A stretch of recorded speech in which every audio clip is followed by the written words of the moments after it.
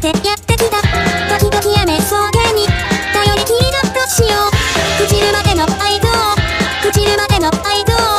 飲み込む君簡単に微笑む君として、言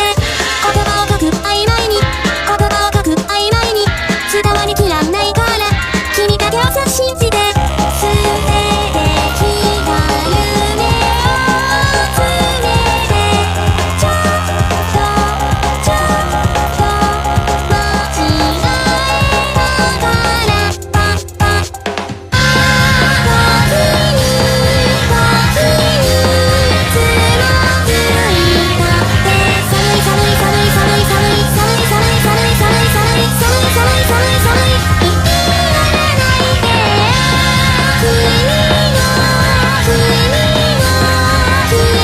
の声がどいどいどいどいどいどいどいどいどいどいどいどいどいどい傷つけないで、何もねでも何も